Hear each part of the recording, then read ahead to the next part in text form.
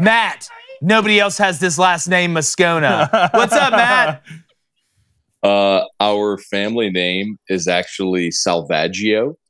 So I always say that when we came over from Sicily, we were running from somebody, bro. I don't know if it was good or bad. We were running from somebody. You guys were for sure running from somebody. And for a second, I thought that was the character off Backyard Baseball, but his name is Tony Del Vecchio. That's who it was. I think he had the sister in the wheelchair, but I may be wrong. That may be Kelly. Dimitri? That's just, no, not Dimitri Petrovich. Stop. Oh, okay. All right, Matt, let's talk about something serious other than Backyard Baseball, which we all know how serious that was growing up. LSU falls to Texas A&M. Okay, now what I've said, I don't want to start off on a bad note, okay, but I already have. So yeah, what do you going mean? with it. Yeah. LSU loses to A&M. What I said is I think this is part of the growing pain process. This is a kind of a little bit of a relapse, I guess is an interesting way to put it. But I think this is something that next year around this time or in this 3-week span to end the season that Brian Kelly will be able to look at and point to that team and say, this is why you don't treat it like it's over until it's over. It looked like LSU walked into that game expecting to roll their helmet out and win, Matt. That's the exact phrase I've used, Jake, is LSU all season. This team is not good enough to just show up and win. Georgia is. Georgia can show up, not play their best, and beat teams. Most anybody they play. LSU is not good enough to do that. And on Saturday, they just really had no interest in tackling A-Chain. I mean, I don't think Jimbo had any super amazing game plan that he cooked up. I mean, they handed the ball to A-Chain 38 times, and he ran it for 215 yards. I mean, A&M, a team that was averaging about 120 yards a game rushing, rushed for 275. I mean, it ain't complicated what happened, but I tend to agree. And I think the really bizarre thing about it is that's the one-off. All season, LSU has been so good at being up game to game. Even in moments, we talked about it a lot, guys. You know, LSU got down to Mississippi State 13, down 17 to Auburn, down 17-3 to Ole Miss. Every time they got down, they rallied. Like they never just FSU. folded. Yeah. Florida State, great point. Bama, every single possession in the second half against Bama, when Bama scored to take the lead, every single ensuing possession, LSU got points to take the lead back, every single one. Bama never ran an offensive snap with a lead against LSU. This team's been resilient, so it was really, really bizarre to watch them just in many ways not show up on Saturday. Yeah, you know what's funny? If you go look at the LSU win over Bama this year, go back and watch the A&M win over Alabama 2 years ago. It follows almost the exact same timeline and how it went down outside of the end where A&M obviously kicked the field goal to win it. It's almost eerily scary, and look at the time of year where it happened too. It just goes to show you like kind of where those speed bumps are. You know, you brought up, and I don't want to stay on this too long because obviously there's an SEC championship game coming. It was shocking to me because it was a lot different the way that South Carolina beat Tennessee than the way that A&M beat LSU. Everything was clicking for South Carolina. It wasn't just one guy. It wasn't just one weapon. A&M has one way offensively to beat you, and that was with A-Chain. Without A-Chain, we saw them wandering the desert like Moses for the whole year. They couldn't figure it out. I was shocked that the game plan I know had to be A-Chain is playing, stop him, make Wegman beat us. That was my biggest complaint with that. But again, if you would look at LSU fans before this season started, Matt, and said you will finish the regular season 9-3, you will win the SEC West, and you will beat Alabama, will you take it? Any LSU fan that would say no, I would put in a straitjacket, put on a boat with Mark Ruffalo, take him straight to Shutter Island, and come up with some scenario where we could try and fix him. What say you? Well, yeah, of course. But there have to be these coexisting realities. Like, yes, of course, you could look and pull back at the 10,000-foot view and say, yeah, look, I mean, you won 9 games. You beat Alabama. You won the SEC West. You're the first LSU team ever to win at Auburn and at Florida in the same season. All those things are true, and it's coming off of back-to-back 500 seasons. So by comparison, yes, absolutely, on the 10,000-foot view, you absolutely take it. But the coexisting truth is that you had changed the narrative around the season because of the success you had. And all you had to do was beat 4-win Texas A&M. And you're going to Atlanta this weekend to play the #1 team in the country for a shot to get in the playoff. And worst case scenario, you lose that game, you're probably going to the Sugar Bowl. So now the fact is, since you lost that game, it's bitterly disappointing. You gave A&M a leg up into their offseason. And if you lose to Georgia, you're probably going to play some crummy Big Ten team, sorry, Cone, in the Citrus Bowl. So,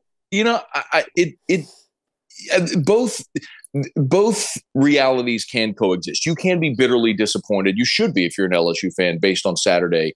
But you can also in time appreciate the success of this season and build on it for the future. Yeah, I think the pendulum will swing toward the positive maybe at the end there. Because I'm with you. Two things can be true at once. Mutually exclusive is a real thing. But, Coney, what do you got?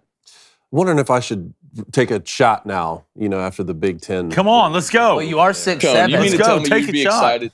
Cone, you'd be excited to play Purdue or Illinois in the Citrus Bowl. Come on. I'm very excited Michigan's playing Purdue in the Big Ten championship. Yes, I am. I said, here we go. Citrus Bowl. Here we go. No, Matt, I love you. It's great to have you on. The Georgia Bulldogs, back-to-back seasons, undefeated through the SEC regular season play. You're scouting them here as the Tigers go play them in the SEC championship.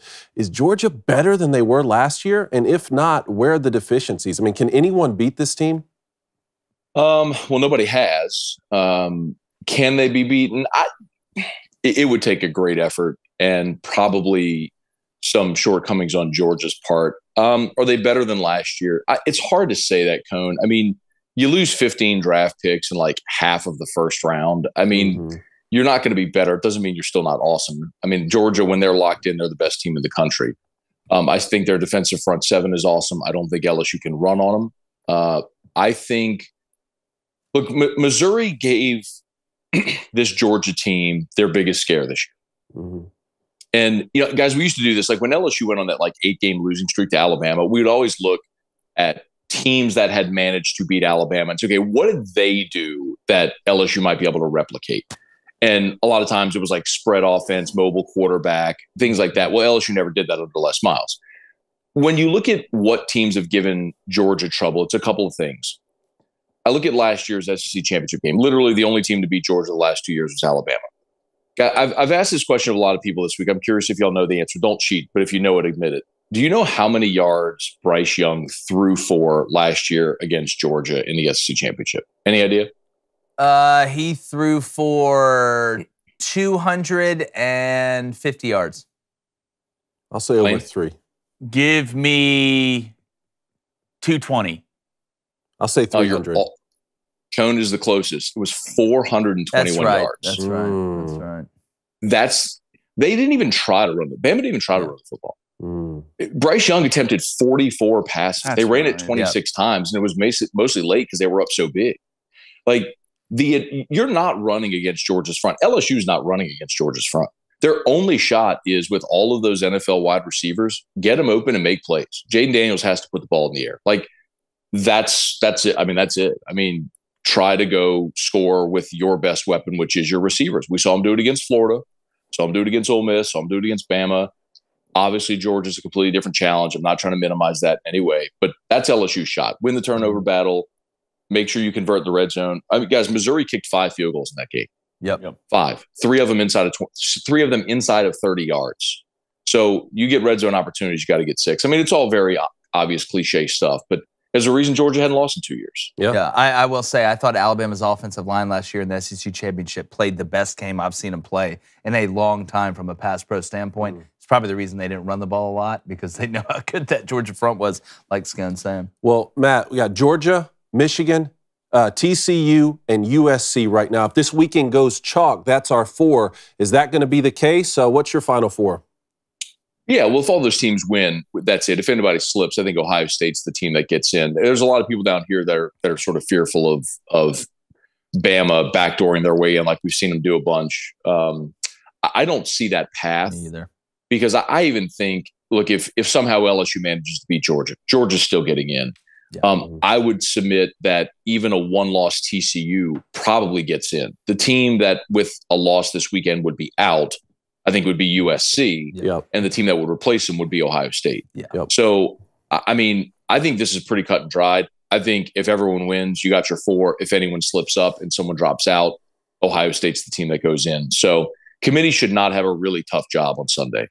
Yep. Yeah. Well, Matt, one question here. Do you know anything about Jane Daniels' health? I know he was in a boot. I know the backup came in because, I mean, if he doesn't play, I'm going to take this spread right now. Do you got any little inside information for me, Matty? Daniels did practice this week. So Monday was an off day, got treatment, but he was out there on Tuesday running around. So the good news is they avoided the high ankle sprain.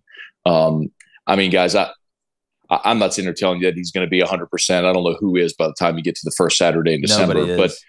But you tape that thing up. If you need a little extra juice, if you know what I mean, you get it, you go play. And you run out there for 3 hours against Georgia and take your swing, and then you got a month to whatever bowl game you play. So I think Jaden will be out there. And I'm not saying this is in any way an easy task against the best defense in college football, but Blaine, you're right. I mean, without Jaden Daniels. I mean, guys, Jaden Daniels accounts for 65% of LSU's offense. He's their leading. He's your Nick Marshall. He's the leading rusher. But even Nick Marshall had Trey Mason. I mean, my goodness, by the end of that season, he was sensational. I mean, but they desperately need Jaden Daniels to have a big game on Saturday. Love it. Let's go to the Butcher Club here. Cajun Marine. All right, wants to know hashtag Ask Matt. So, Matt, what's your biggest surprise about this season? Other than the fact that they beat Bama and they won the SEC West. I mean, something important, Matt. If you want, and shout out, that's Trivia Carter, U.S. Marine LSU fan. Appreciate him for watching. If you want a position group, I'll tell you my biggest surprise among position group would be the secondary.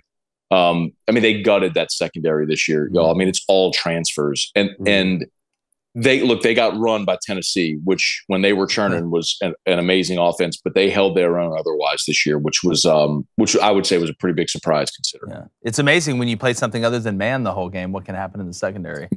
All right, Matt, let's go to Travis Elrod. He wants to know what team has the best chance to beat Georgia this year? I'd probably say USC just because I think they can score. When you have a difference maker like Caleb Williams and you got Addison out wide, I mean, to beat Georgia, you're going to have to do something special. So you're going to have a really special player under center. I don't know that Vegas would agree with that. Honestly, I think the team that would have the best chance would be Alabama, but they're not going to play. So of the remaining teams, I would tell you I think USC would have the best shot. Yeah, well, I don't think you're the first Salvaggio to talk trash about Vegas, considering what y'all were running from. I'd be careful if I was you. But Matt Moscona, our good friend, after further review, make sure you check that out. When are you going to ATL today? You're bouncing today? We fly out today, so we'll be doing shows Friday and then pregame, postgame stuff on Saturday. Nice. So if you want to know where Brian Kelly and all the rich boosters and Matt Moscona are, they're in some private fancy plane, flying to Atlanta, drinking bourbon. By the way, Cone got me some Whistle Pig for my birthday. Nice. I'm starting to dive in. I'm trying to dive in a little bit, get my bourbon game up, so I can talk with you, elite folks. Yeah. Not the 18, Matt. Not the 18. No. Not that. We don't want to waste that. I wasn't going to take out a second mortgage, but I got him the 12. Yes. I got him the 12 for his birthday. Definitely. Beautiful. Well, Matt, we really appreciate you, buddy. Tell everybody where they can find you this weekend. Cone, by the way, I had Michigan on the money line against Ohio State. Ooh, golly, I love to hear it, Matt. That makes three of us. Yeah. That makes three of us. Yeah. Oh, Not eight. I hammered that play too. Oh my God. Maybe I could afford a Whistle Pig 18 now. If I always say if you can spell my name, you can find me online. But that's 104.5 ESPN. If you can stream us on YouTube, all of our shows there as well. So we'll be easy to find if you find us on social media.